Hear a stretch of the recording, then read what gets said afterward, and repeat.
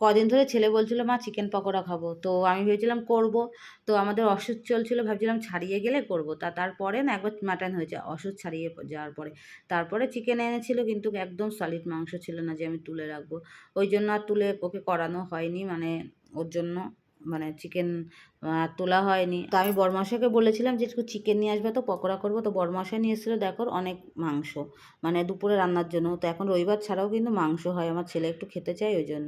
মাংস আমি কিছু তুলে রাখি। যেহেতু ছেলে চিকেন পকোড়া বা মোমো কিছু খেতে চায়। তো আমি বেশি দিন একটা রাখি না। ২-১ দিনের মধ্যে ও করে খায়। চিকেন পকোড়া খাবে বলে তো পরের দিনই চিকেন নিয়ে চলে এসেছিল। এই দেখো আমি এই মাংসটা ২ রকমভাবে নিয়ে এসেছি। মানে মাংস রান্না করব, মুরগির মাংসের ঝোল করব আর হচ্ছে এদিকে আবার মানে চিকেন পকোড়ার জন্য সন্ধ্যাবেলায় চিকেন নিয়ে এসে আলাদা কেটে। তা দুদিকে ধুয়ে ভালো করে দুটো গামলা আলাদা করে নুন হলুদ আর একটু করে তেল মাখিয়ে রাখছি মাংসটা রান্না করব বলে।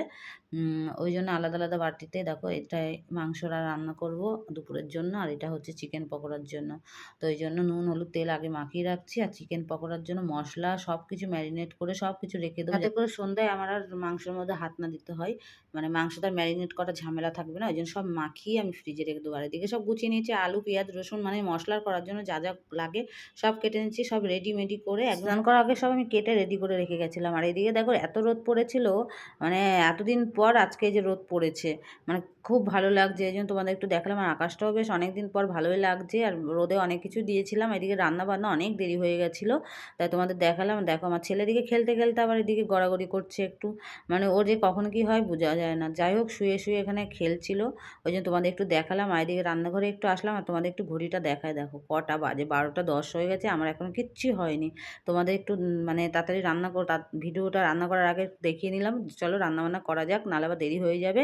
এইদিকে আমি চলে আসলাম। এই যে আলু ভাজা আগে বসিয়ে দিয়েছি। এদিকে ভাতও বসিয়ে দিয়েছিলাম। আর এদিকে মাংস কিন্তু কষাও করতে শুরু করে দিয়েছিলাম। ভাবছিলাম চিকেন আর একটা কিছু করব দুপুরবেলা। তো আর কিচ্ছু করিনি যেহেতু অনেক বেলা গেছে। এদিকে ছেলের স্নান আছে, অনেক কিছু আছে তাই মাংসটা বসিয়ে দিয়ে ছেলেকে স্নান করিয়ে দিয়েছিলাম। দেখো এখানে আবার মশলা মানে যা, যা মশলা করেছিলাম মাংসতে যা, যা দিয়েছিলাম মিট মশলা, জিরের গুঁড়ো, ধনের গুঁড়ো, লঙ্কার গুঁড়ো, কাশ্মীরি লঙ্কার গুঁড়ো সব কিছু আবার আমি মানে পকোড়ার জন্য সন্ধ্যাবেলা সব মাখানোর জন্য আবার একটু মশলা রেখে দিচ্ছি। মানে বেশি করেই করেছিলাম মশলা, কিছু রেখে দিয়েছিলাম।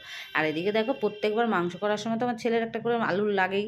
তো দেখো এখান থেকে আবার একটা আলু ভাজা আলু দেখলে ও নিয়ে নেয়। তা ভালোই লাগে যে আমার ছেলেটা এরকম মানে আলু ভাজা খেতে ভালোবাসে বেশ।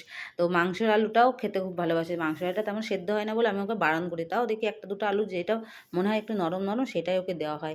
তো সেদিনকার একাই নিয়ে খেতে শুরু করে দিয়েছিল। তো ও খাচ্ছিল, এদিকে আমি রান্না করছিলাম। তো যাই হোক আমি এদিকে রান্নাবান্না করলাম। তারপর দুপুরবেলায় খাওয়া-দাওয়া করে একটুখানি সবাই মিলে ঘুম দিলাম। ঘুম দিয়ে সন্ধ্যাবেলায় উঠে যা, যা কাজ থাকে সব আর তোমাদের দেখালাম না। তাহলে অনেক বড় ভিডিওটা হয়ে যাবে। তো সব সেরে সন্ধ্যা দিয়ে এই দেখো আমি একটু পকোড়াটা এবার ভাজা শুরু করে দিয়েছি। পকোড়াটা ভেজে দুজনকে দিয়েছি আর দুজন খাচ্ছে বসে, বসে।